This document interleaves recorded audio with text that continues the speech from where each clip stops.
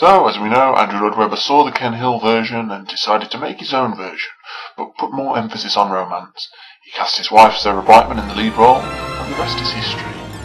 Now, I've already reviewed the 2004 Gerard Butler movie of the Andrew Lloyd Webber musical, but I do get a lot of requests to review the stage version, which I haven't bothered doing until now, because obviously I've already done the movie. I think the 2004 movie is pretty faithful to the stage version, with the exception of the masquerade sequence, which is much better in the stage version.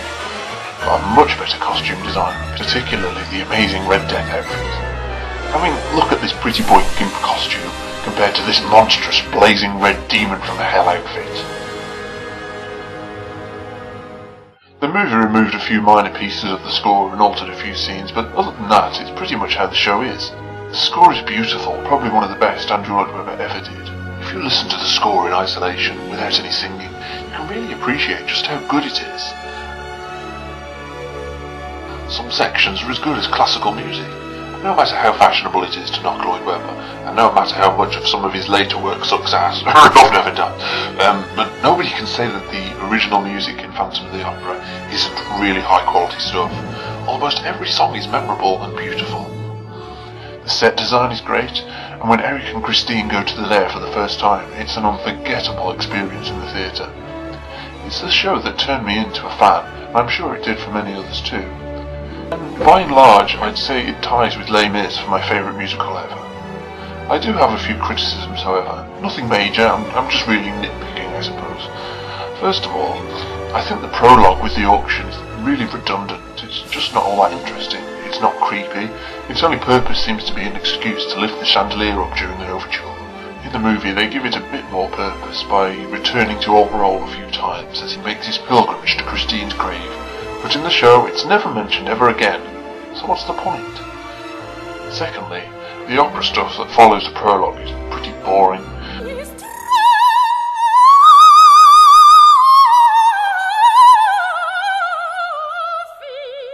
I can imagine guys who know nothing about the show being dragged to the theatre by their girlfriends and thinking, is this what the whole show's going to be like? Kill me now. And a lot of the opera stuff, particularly any scene that involves Carlotta, is just a cacophony of noise. Like, listen to this bit.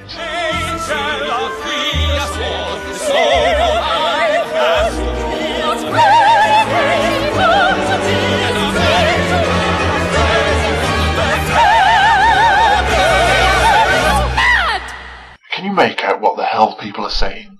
On his word we pray to rose, the angels cease, Christine to fly from my arms, I must see her. Where did she go? And as much as I love the prima donna song, it's confusing as all hell. It's very cleverly written, of course, with all these multi-layered, harmonious parts, with each character singing something different. And while it sounds okay on the CD, try listening to this in a theatre environment. It's very hard to make sense of it all, unless you know the libretto back to front, as I do. And even I struggle with it.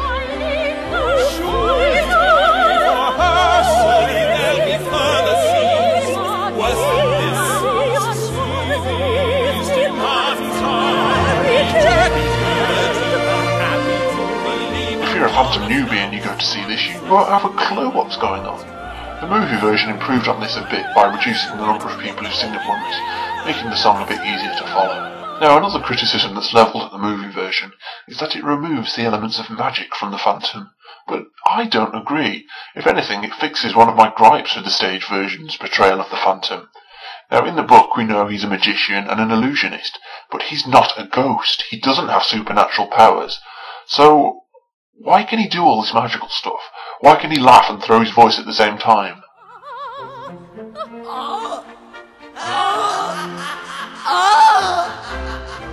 How does he magically play a piano? Which is another redundant and noisy scene. No one will care those who be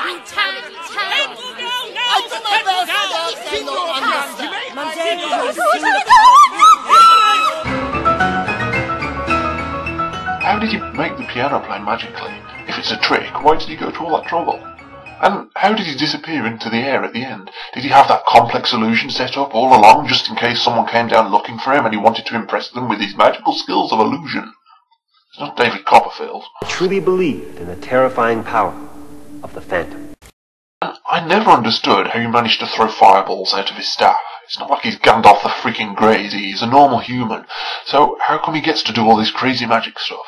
At least in the movie they realised that it would look stupid, so they changed it to this sword fight. Although that's stupid as well, it is at least believable. I really hate the music in this.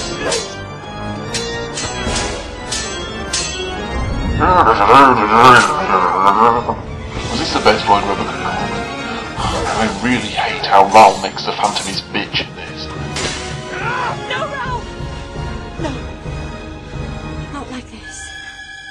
It removes all the menace out of a Phantom who already is pretty much an emo sissy. No one would listen. But anyway, I'm getting sidetracked. In summary, the stage version is awesome, and it should be seen live at least once. If you consider yourself a Phantom fan, you'll definitely enjoy it. So, that's the Andrew Lloyd Webber version. I don't really see much point in dissecting it any further. I'm sure you've all seen it and have your own opinions on it, and while it holds a special place in many people's hearts, I thought that it's important to remember, particularly now, that our precious original perhaps isn't quite as perfect as we remember. Now, I will be getting on to some of the other musical versions soon enough, such as Yeston and Cope, the David Spencer version, and so on. But I thought it'd be pretty silly if I reviewed the Andrew Lloyd Webber version and didn't take an in-depth look at the much-feared, much-hated sequel, Andrew Lloyd Webber's Love Never Dies. You want to know what I think of it, don't you? Don't deny it. You want it, don't you? You want to know, don't you? Yes! Do you really want to know what I think about the show? Will I love or despise Phantom 2 Love Never Dies? You'll find out in my review. Is it great or is it poo? I've heard word it's a tie, but is there beauty underneath? Time to let the dream begin. Is it fail or is it win? Do you think that it's as weird as both you and I have feared?